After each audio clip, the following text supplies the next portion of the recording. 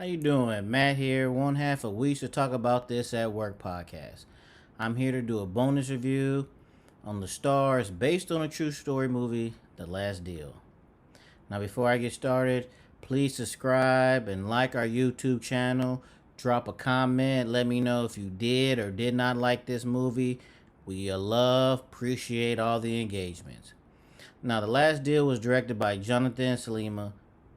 It stars Anthony Molinaro as Vincent, Sala Barca as the boss, and Mr. Fitzgerald as Bobby. Now the plot reads as this. A black market marijuana dealer tries to make one final score before getting squeezed out of the business when cannabis becomes legal. Now, this is a good concept.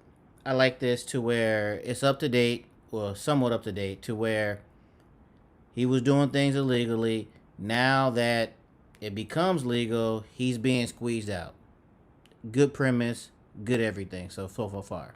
Now, the beginning of the film has a voiceover that's very good. It explains what's been happening since day one to the present, and we're moving there. And it sets up the story nicely so we can hit the ground running. Now, Anthony fits the role of Vincent perfectly. He plays a guy that's against the ropes, down to his last play, but he's also like a drug dealer who's had an easy street to where, like, when things hit the fan, he's never had to deal with. So now he's like acting brand new to where, like, I don't know where to get a gun from and things of that nature. Also, like, he has a boxing background, but he's getting rocked all through this movie. Also, he has like a Boston accent. Now, I don't know if that's his true accent, but like it's audibly noticeable about his accent. It takes a while to get used to. Vince is a career criminal. He misses all the red flags that TV and movies has taught me and you to be prepared for with any kind of drug dealing stuff. He's oblivious to it, to where when things go awry, he's like, oh, maybe it's this, maybe it's that, but me and you know how this game goes. One thing I did appreciate in this to where he's on a mission to, this is a non-spoiler one. So he's on a mission to extract revenge.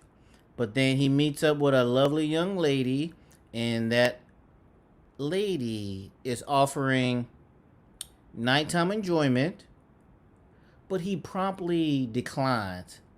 State revenge is on the mind. You can't be distracted by women and their goodness. You need to stay focused on the prize. So I appreciated that. And also, like, watching this movie, it got me thinking about the movie Blow, where like things just get bad, worse. I don't know if that's a thing, but yeah, it just keeps getting bad and bad and bad. They ramped up the violence in the last act, and it went from like a drama thriller to see what happens to like an action movie in an instant. I approve of this. Like, I enjoy this stuff, but it was just kind of like a big switch because there wasn't nothing in 85% of the movie until the very end. But the negative parts I have about this movie is like the supplemental characters. There needs to be a follow up on this movie.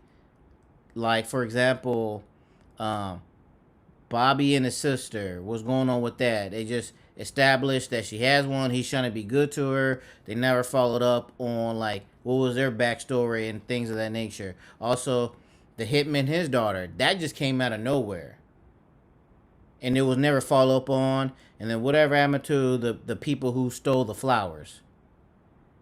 So with those stuff in mind, or I should say taking that out, it's a good movie. I mean, I can understand it's an indie movie. They didn't have the money and things of that nature. But with the storytelling about him trying to do this one last deal, get it going, obstacle after obstacle after obstacle, it's a good movie. One thing is, I'll give a shout out. Jonathan Salima, he on the right track. He on the right path.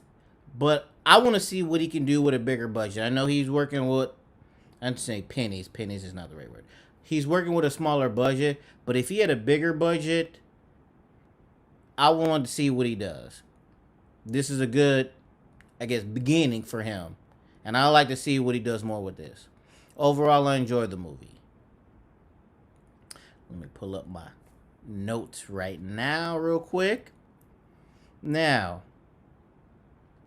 as of today, the Rotten Tomatoes on this is, guess, 10, 3, 2, 1, 100%.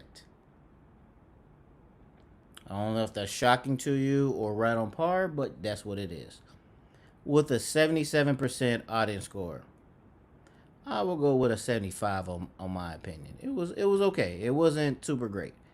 And then the one little trivia thing that I read through is that they filmed a lot of this stuff without permits to get to the locations that they wanted to.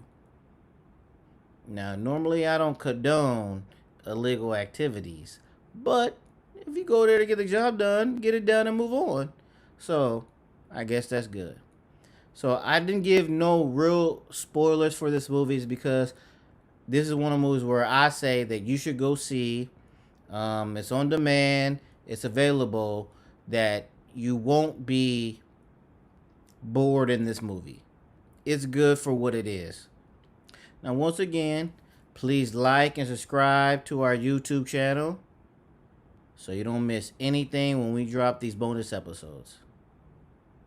Thank you.